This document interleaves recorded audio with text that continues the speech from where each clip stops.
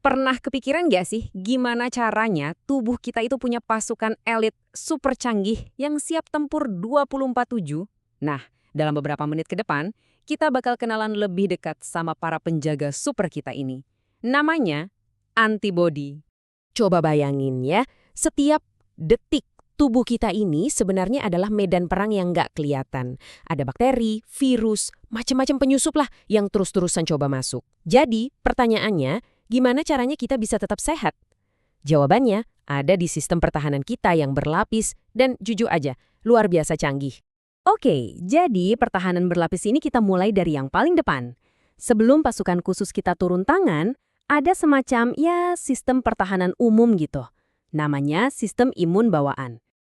Anggap aja mereka ini kayak penjaga gerbang gitu. Kulit kita itu jadi tembok fisiknya yang ngehalangin kuman. Terus asam di lambung kita itu siap menghancurkan banyak penyusup yang nggak sengaja kita telan. Kelihatannya sederhana ya, tapi ini tuh pertahanan yang luar biasa efektif. Tapi, gimana kalau ada yang berhasil lolos? Nah, disinilah sistem imun bawaan langsung beraksi. Area yang terinfeksi itu bakal meradang, ini tuh kayak alarm kebakaran buat seluruh tubuh. Terus langsung datang deh sel-sel patroli yang namanya fagosit, tugasnya buat memakan para penyerang itu. Responsnya super cepat. Tapi kuncinya di sini, mereka menyerang siapapun yang terlihat asing. Nggak spesifik.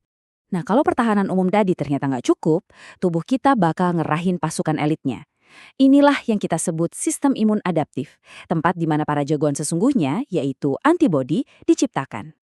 Oke, cara kerjanya gini. Setiap penyusup itu punya semacam tanda pengenal molekuler yang unik. Nah, ini kita sebut antigen.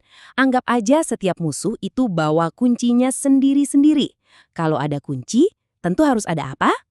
Gemboknya, betul sekali. Sistem imun kita lalu menciptakan senjata khusus yang disebut antibodi. Lihat deh bentuknya yang khas kayak huruf Y ini. Mereka itu dirancang khusus untuk satu jenis antigen. Jadi kalau antigen itu kuncinya, ya antibodi inilah gemboknya yang paling pas. Nah, analogi gembok dan kunci ini penting banget. Soalnya, kecocokan yang super presisi inilah yang membuat sistem imun kita jadi cerdas. Ini memastikan pasukan kita hanya menyerang penyusup dan nggak salah sasaran ke sel-sel tubuh kita sendiri. Ini sistem identifikasi kawan atau lawan yang, luar biasa.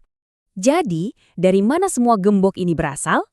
Ternyata, mereka diproduksi oleh pabrik-pabrik khusus di dalam tubuh kita, yaitu sejenis sel darah putih yang kita kenal sebagai sel B. Merekalah arsitek di balik persenjataan pertahanan kita. Tapi tunggu dulu. Ternyata nggak semua antibodi itu sama loh. Mereka itu ada kelas-kelasnya. Masing-masing punya tugas dan spesialisasi yang beda-beda. Anggap aja kayak unit pasukan khusus yang berbeda-beda gitu. Lihat deh betapa terorganisirnya tim ini. Ada IgA yang patroli di area-area gerbang masuk kayak usus. Terus ada IgE yang tugasnya menangani alergi. Yang paling luar biasa mungkin IgG. Antibodi yang ini bisa menembus plasenta buat melindungi janin. Dan terakhir ada IgM. Ini tim reaksi cepat yang pertama kali tiba di lokasi serangan. Bener-bener, sebuah tim impian yang sangat terorganisir. Sistem ini memang luar biasa ya, tapi bukan berarti nggak terkalahkan. Efektivitas pasukan elit ini sangat-sangat bergantung pada bagaimana kita merawat markas mereka, yaitu tubuh kita sendiri. Dan inilah yang perlu kita ingat baik-baik. Sistem imun kita itu dinamis, kekuatannya bisa naik turun. Stres, gizi, kurang istirahat, semua itu punya peran yang sangat besar dalam menentukan seberapa siap pasukan ini untuk bertempur.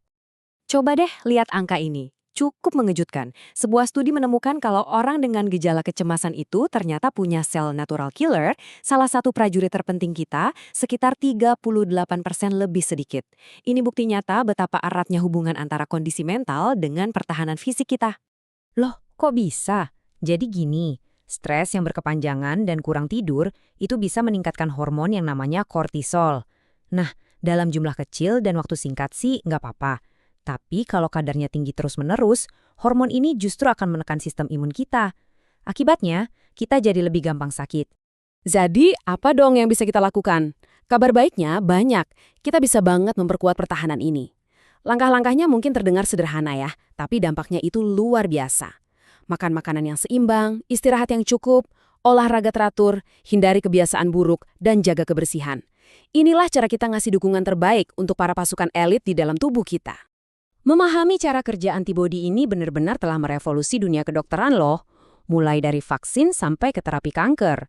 Dan ini bikin kita berpikir, dengan kemampuan kita untuk merancang dan mengarahkan pasukan antibodi ini, kira-kira penyakit apa lagi ya yang bisa kita taklukkan selanjutnya? Ini adalah sebuah babak baru yang sangat menarik dalam ilmu pengetahuan. Terima kasih sudah menyimak.